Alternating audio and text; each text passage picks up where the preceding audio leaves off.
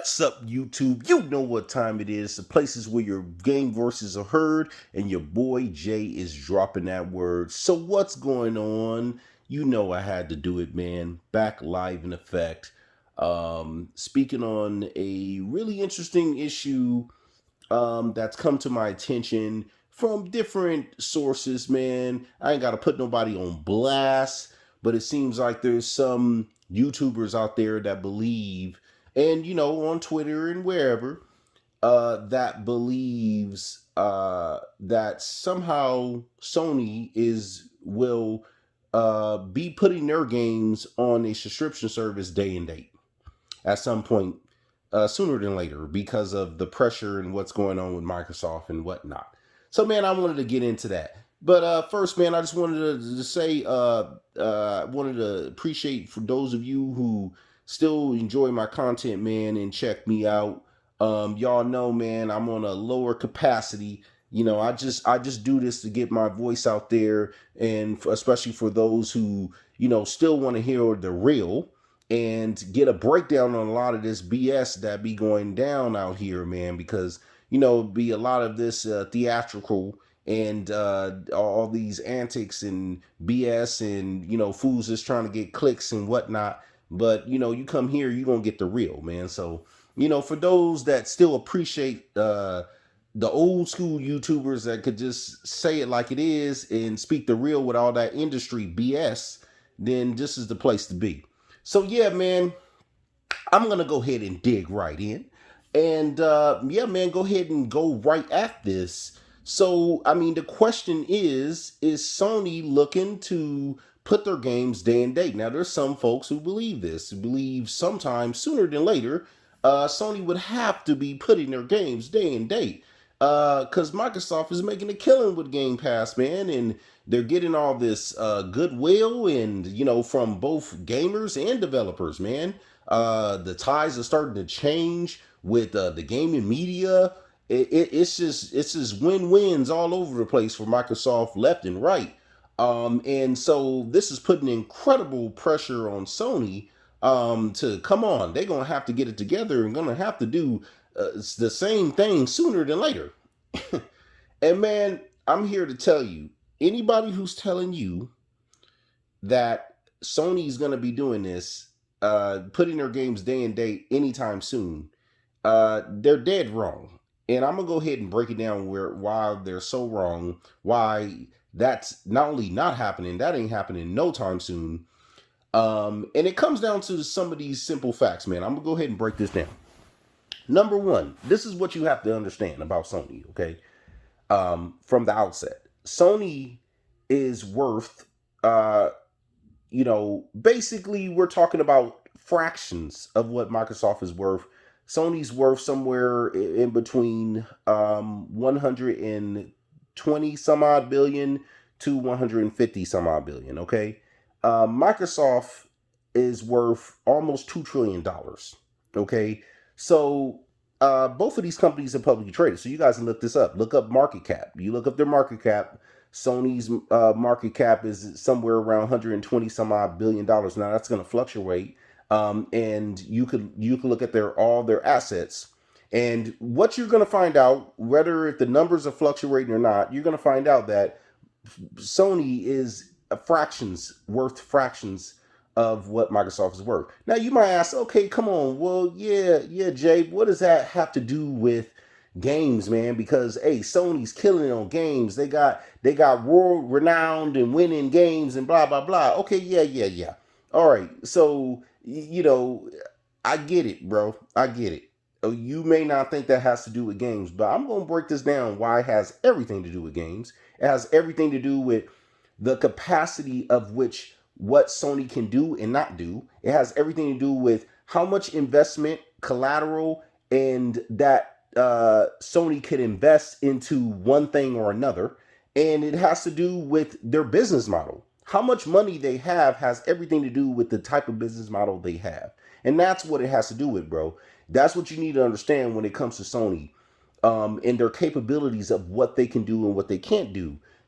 Yes, the money they make determines that. So if you could say, okay, it's not to say that, hey, they won't be producing great games, or they don't have games that they produced in the past that are great. I'm not speaking on that. I'm speaking on what they can do, what they can't do. And that's what this issue is about. So when it comes to this issue, it's important to understand how Sony makes their money and under what ways that they're better suited and capable of making that money versus other ways, right? So I'm gonna start breaking this down. All right. So Sony's business model, okay, and it's been this way for a very long time, pretty much since the beginning, is to sell their consoles, push their consoles, force their consoles in any kind of way they can on consumers, telling them, hey, whatever they need to tell them in marketing wise to get them to buy their consoles. Okay, but that's not it. Because obviously Sony's selling these consoles at a loss. And of course, not just Sony, Microsoft sells their consoles at a loss too. So what does that tell you? We all know this. It's all about the software. It's about that's where they actually Sony makes their money. So when you look at Sony as a business model, here's one thing that's clear. One thing that's clear is to them, especially at this point, their exclusives is everything to them, right? A good example of this that tells you this, right to your face, and actually is double down on. Look at what they've done recently, where they literally completely double, triple down on only AAA titles being made. Now I ain't got to tell you guys all about these shenanigans where they're literally, telling some of their studios, hey, they're gonna have to work on the games. They say, sorry, there ain't gonna be no Days Gone 2. That ain't make enough money for us. So you gonna work on Uncharted. I mean, they literally are forcing their development studios to make only what they think is going to be the hard bangers for them is going to make them the most money. So that tells you they're double down, triple downing on just selling you single games $70 at a time. They're not looking into any type of subscription or any of that. That's just not their thing. Sony's already responded. It made pretty clear that that's what they're going to be doing moving forward.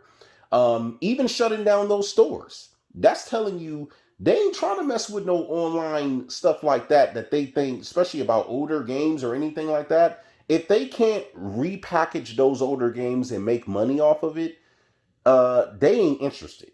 I think Sony's made that pretty clear. Hey, if we can't sell you a remake or we can't sell you a enhanced game, the definitive version that we can repackage and sell to you and make money all over again from it, they're not interested.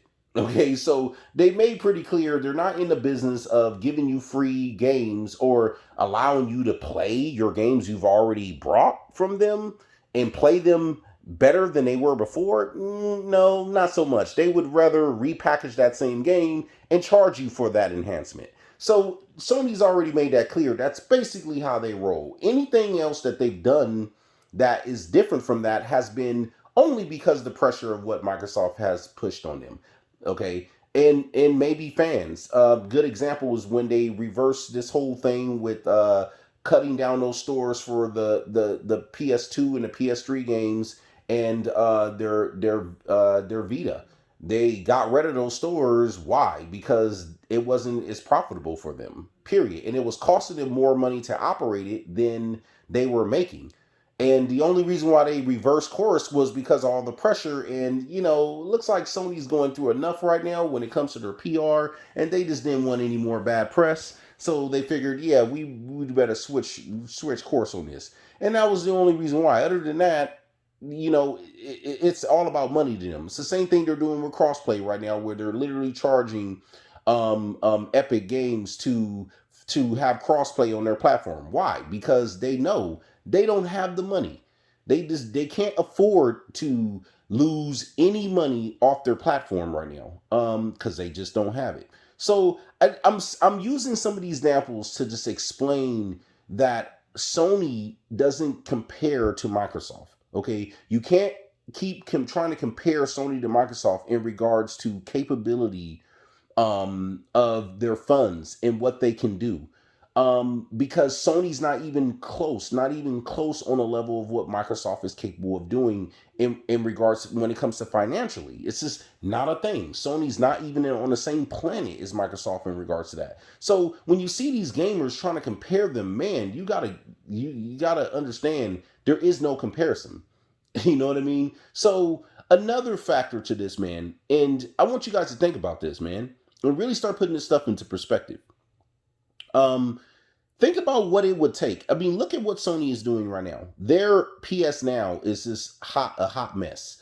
Latency problems, lag problems, all these issues that is typical with a primitive, service. I mean, and that is an issue, man, because if you can't just have a comprehensive, strong baseline of just having a service that works, that has very low latency, that has, you're not worried about what, servers being down and any issues. It actually just works like it's supposed to.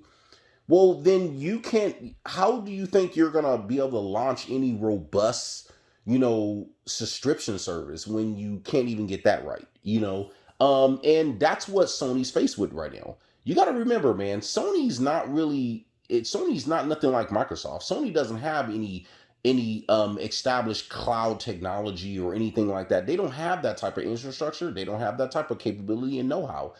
In fact, right now, the cloud technology that they do have, it's they're paying Microsoft for it. So do your research, look into this stuff. You'll realize Sony doesn't have nothing like that. This is the reason why PS Now is garbage in regards to just its networking prowess and its ability when it comes to the service itself. This is the reason why it's not rated very high. Even the people who do have it, they're not they don't like it as much, because it's not as robust and user friendly as something what Game Pass would be.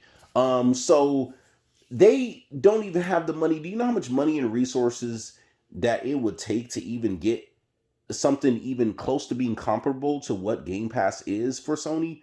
That by itself would be, we're talking about multiple billions of dollars that they would have to do to set up the infrastructure and all of the know-how, and also pay Microsoft or some other independent company to be able to house the type of cloud technology and the streaming technology and servers that they would need to be able to even do something like that on such a large scale, right? Because you got to remember, they would have to scale their service up millions upon millions of users, and that is in itself is going to cost a lot of money. All right, so to think that they're going to even invest the money to do that, which is going to in essence lose them more money, along with every bit of loss that they're losing on every PS5 that's sold. People keep talking about the PS5, they sold this. Like, it doesn't matter, bro. They're losing money on every PS5 they're selling. All that matters is the games that they sell thereafter. So every PS5 that they're selling, it's an investment into the long-term future of games being sold.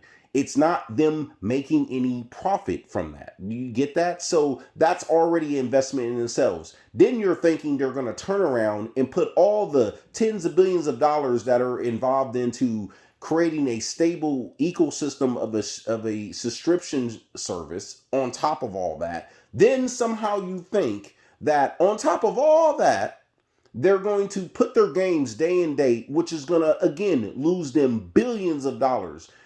How do you think they're going to go from a business model of charging $70 for each single game to a business model of, oh no, putting those games for free on a subscription service you could just pay $15 or $10 for? Like, even $20 for it. Yeah, good luck with that. It's like, dude, that is a total turn. That's completely opposite from everything that they're doing right now. It's totally opposite from their whole business model. You think they're going to be able to do that anytime soon? You think they're going to be able to stomach the billions upon billions of dollars of losses that they would incur putting their games day and date on any streaming service? You lost your monkey mind. That's not happening. Okay, I'm telling you, it's not happening, Captain. Not no time soon, not even close. Okay, so I just want to break some of this stuff down, man, that, business wise, that would be crippling to Sony if they were to do anything like that. This is the reason why you're seeing Sony doubling down with just trying to get out the baddest, biggest AAA bangers that they could possibly do, because what they're trying to do in that instance is tell you, look, we may not have the streaming service that Microsoft have. Yeah, you're gonna pay a lot more for our games, and yeah, we ain't got it. But you know what we do got? Hey, we got God of War. Hey, we got Horizon Dawn 2. Hey, look over here, man. We got those big bangers. You can't play them anywhere else. So you're gonna have to come to us one way or another. And I mean, that's what it comes down to. And that is their only chance. Their only chance at this point is to do that. And let's just play a little looking at it from the standpoint of, if they did try, let's just say they did. Let's just say they did do a Game Pass, compared something comparable to Game Pass, and did put their games day and date. Think about that. All right. So if they did do this, we know there ain't no time soon they're gonna do. It's not gonna do this next month or something. It's gonna take them years to get that done.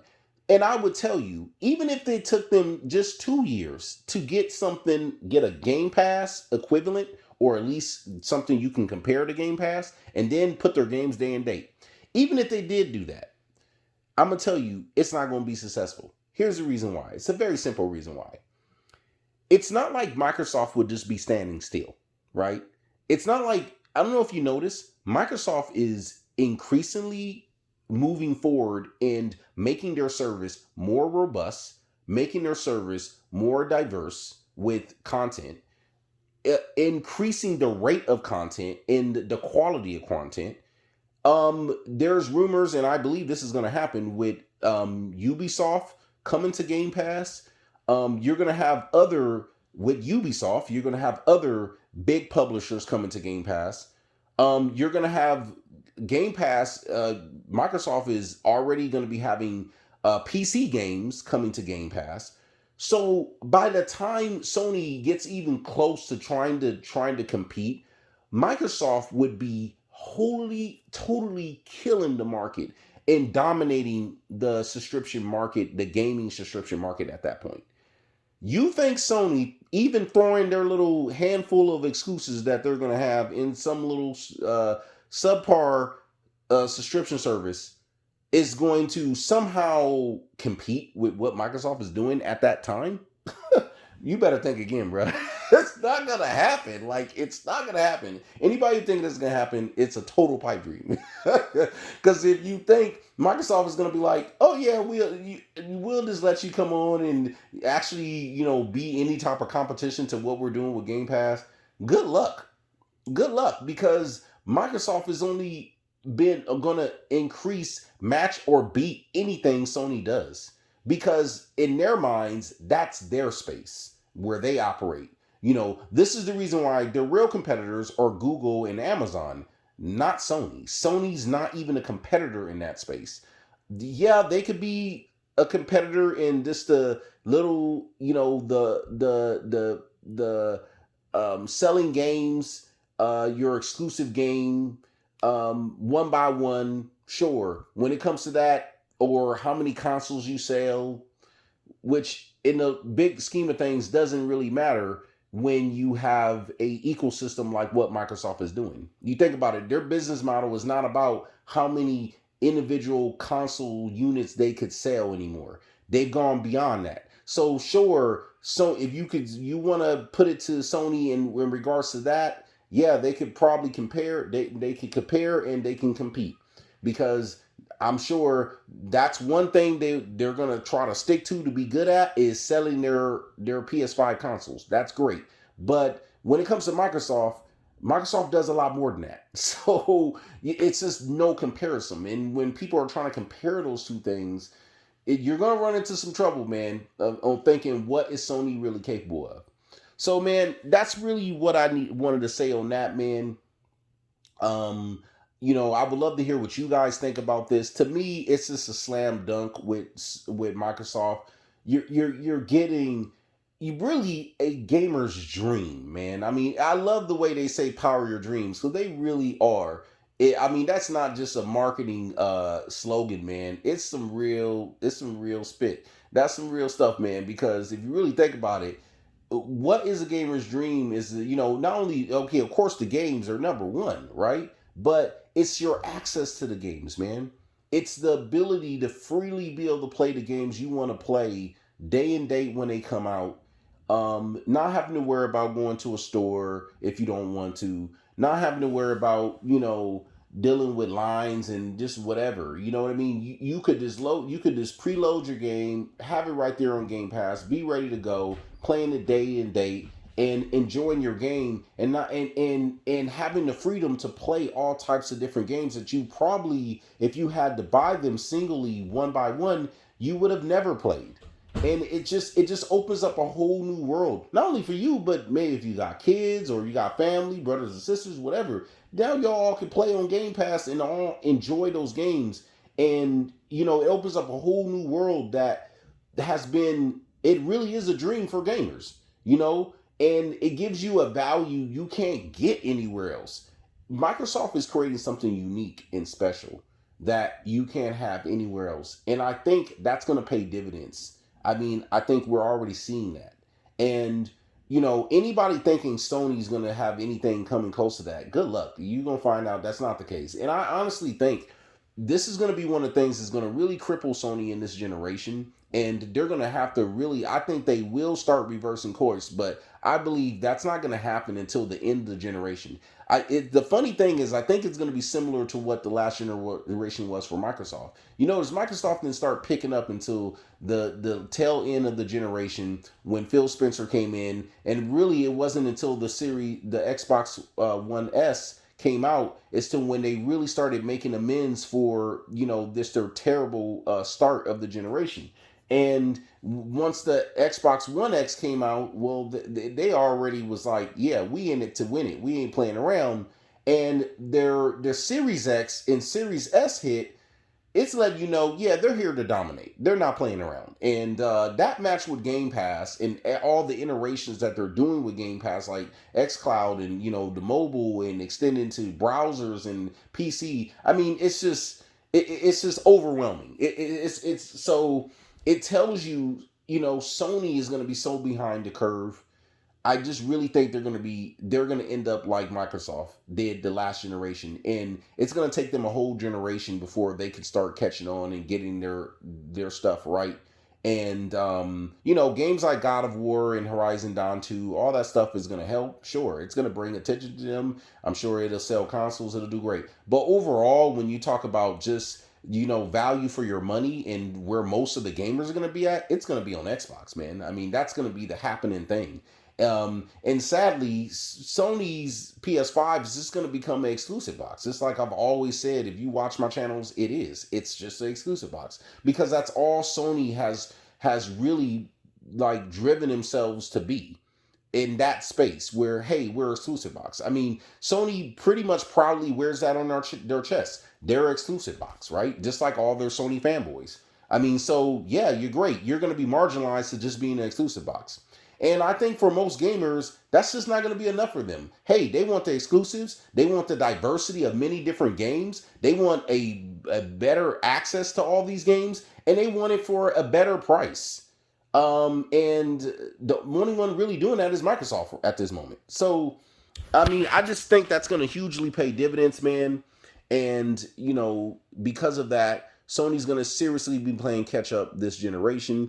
But I would hope at the end of it, just like what Microsoft did, they could pick themselves up and do better and start the next generation off a lot better and have something that's going to, provide value, serious value beyond just, okay, how much we paid on this exclusive, and so it's okay for you to pay $70 for it. And you should be thankful that you're getting the opportunity to pay $70 for it. I mean, the arrogance in that shit, it kills me, dog. Where you get these Sony fanboys, oh well, we're lucky we get the quality to pay $70 for a game. It's like, I mean, they really psyched y'all out to believe you're doing better by paying $70 for a game, man. It's like I can't with that type of stupidity. But man, whatever. To each their own, man. Have fun, right? But anyway, I'll wait for the sale, bro. But anyways, man, that's it for my video today, man. I just want to appreciate anybody that lasts all the way to the end because I know this was a long one. Until the next time, man, I'm gone.